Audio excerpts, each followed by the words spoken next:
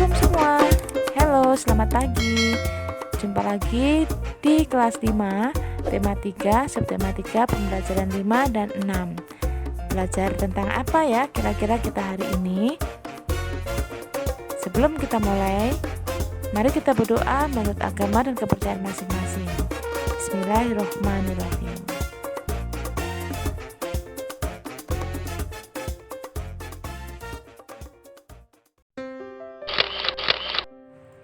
Kerja sama anggota tubuh penting untuk mendukung fungsi organ tubuh itu sendiri. Kerjasama juga dapat kita temui saat kita bermain bersama atau saat bekerja kelompok. Seperti dua gambar yang ada di bawah ini. Mereka sedang melakukan kerja kelompok untuk menyelesaikan tugas. Kerja kelompok tersebut dilakukan untuk mendapatkan informasi tentang jenis-jenis penyakit yang menyerang organ pencernaan tubuh manusia. Nah, sebelum kalian melakukan kegiatan kerja kelompok, di sini akan Ibu jelaskan terlebih dahulu mengenai jenis-jenis penyakit yang menyerang organ pencernaan manusia. Yang pertama adalah tifus. Disebabkan oleh makanan dan minuman yang tidak terjaga kebersihannya. Tifus merupakan penyakit peradangan usus. Orang yang sering makan di luar akan mudah terserang tifus karena kebersihan makanan di luar tidak benar-benar terjaga. Tifus adalah penyakit menular. Gejalanya demam tinggi, tubuh menggigil, lemah, dan mual.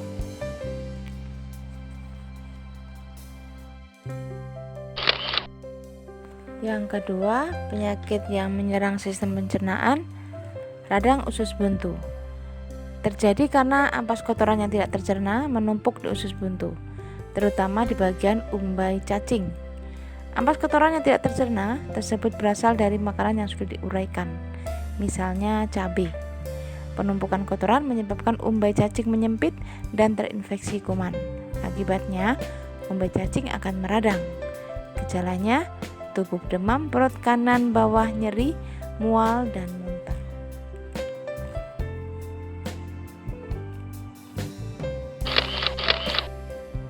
Nah, sekarang kalian sudah tahu tentang jenis-jenis penyakit yang menyerang organ pencernaan tubuh manusia. Tugas kalian melakukan survei untuk mendapatkan informasi tentang jenis-jenis penyakit yang menyerang organ pencernaan manusia. Gambar di bawah ini adalah contoh sekelompok siswa yang sedang melakukan survei kepada respondennya.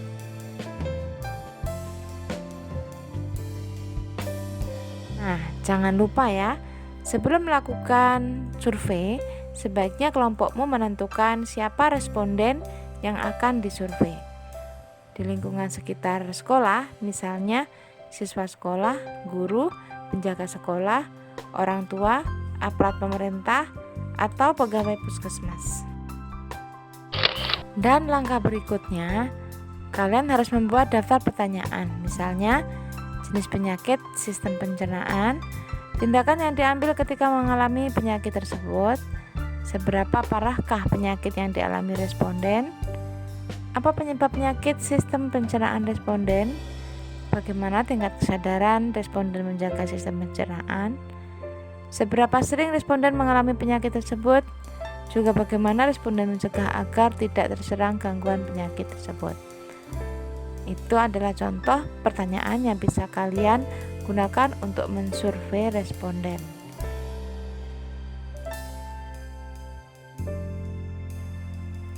Pada pertemuan sebelumnya kita sudah membuat naskah tentang keberagaman sebagai modal pembangunan bangsa. Pada pertemuan kali ini, kita akan menentukan perlengkapan pendukung iklan yang akan kita buat untuk mendukung iklan kita. Perlengkapan pendukung bisa bermacam-macam, tergantung pada iklan yang akan kita buat. Cobalah berlatih menggunakan naskah dan sesuaikan akting kita dengan sketsa gambar berdasarkan naskah atau storyboard. Gunakan perlengkapan pendukung untuk menunjang penampilanmu. Nah, di bawah ini adalah contoh storyboard.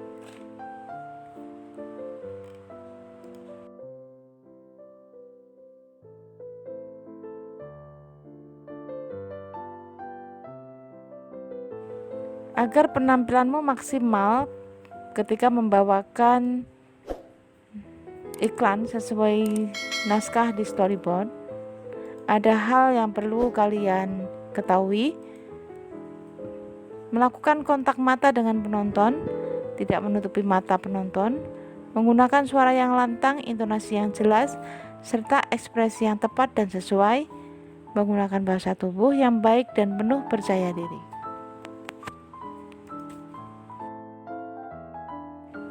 Pada kegiatan berlatih mendemonstrasikan iklan menggunakan storyboard, kalian butuh kerjasama dengan orang lain.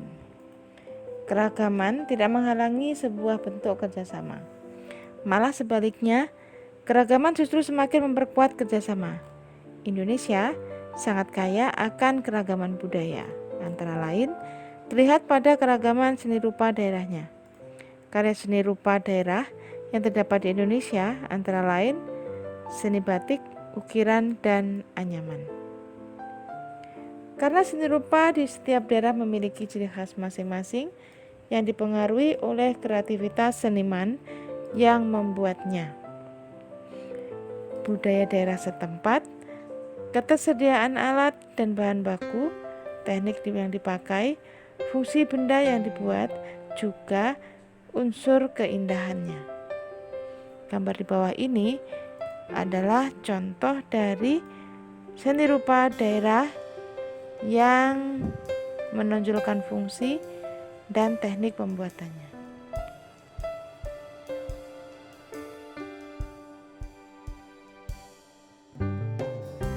Karya seni rupa yang kita sebutkan di atas tadi merupakan contoh karya seni kriya yang pengerjaannya ditekankan pada keterampilan tangan. Seni kriya batik telah lama dikenal di Nusantara. Cara dan teknik pembuatan batik ternyata memiliki kesamaan di hampir semua wilayah di Indonesia.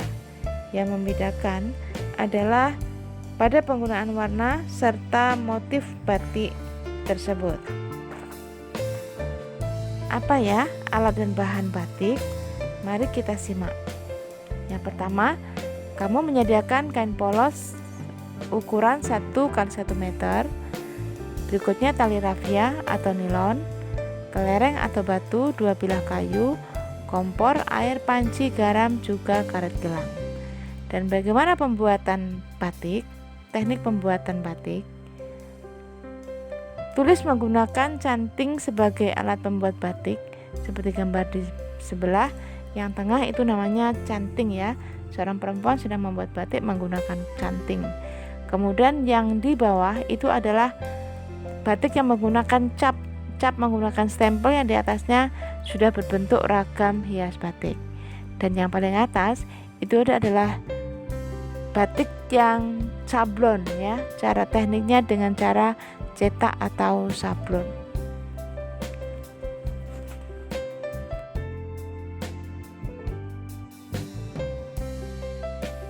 Dan di bawah ini adalah contoh motif batik yang ada di Indonesia, juga maknanya. Perlu kalian tahu, ternyata motif batik itu mengandung makna.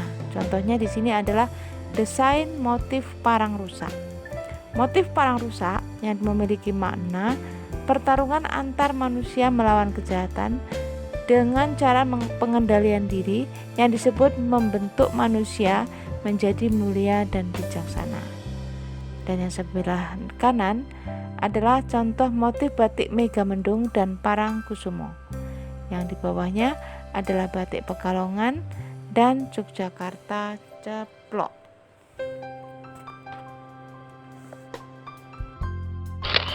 Keragaman justru semakin memperkuat dan memperkaya suatu bangsa. Keragaman merupakan modal pembangunan bangsa.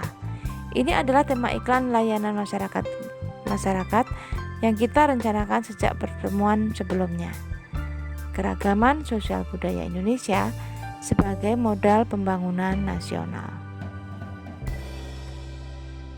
Untuk menampilkan iklan tersebut, ada beberapa hal yang harus kalian perhatikan, yaitu menggunakan suara keras dan lantang, menggunakan artikulasi yang jelas dan tidak mengumam, menggunakan kontak mata dengan penonton, Tidak menghalangi pandangan mata penonton, tampil penuh percaya diri, menggunakan perlengkapan pendukung iklan, menjadikan sketsa gambar sesuai naskah sebagai pedoman berakting, juga hafal dengan naskah yang akan dibawakan. Tadi, kalian sudah bekerja sama dengan kelompok untuk melakukan survei kepada responden tentang jenis-jenis penyakit pada organ pencernaan. Sekarang, kalian tahu nggak apa kelebihan dan kekurangan pekerja kelompok? Kelebihan pekerja kelompok yaitu tugas atau kegiatan yang harus dikerjakan menjadi lebih cepat selesai, lebih mudah mencari saran untuk melakukan apa yang diperintahkan, bisa mendapatkan banyak pendapat, yang sulit akan menjadi mudah jika dikerjakan bersama-sama, banyak mendapatkan informasi yang jelas, menambah nilai keterampilan, juga lebih mudah bersosialisasi.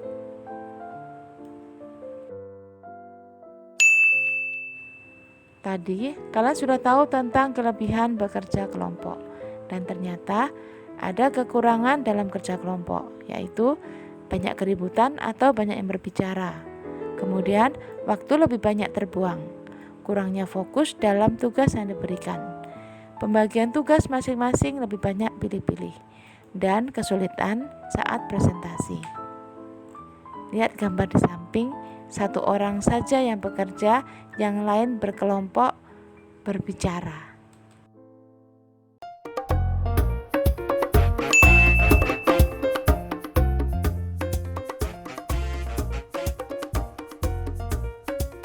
Alhamdulillah, akhirnya kita bisa menyelesaikan pembelajaran hari ini. Semoga bermanfaat. Cantumkan saran dan komen kalian di kolom komentar. Kita jumpa lagi di pembelajaran berikutnya. Assalamualaikum warahmatullahi wabarakatuh.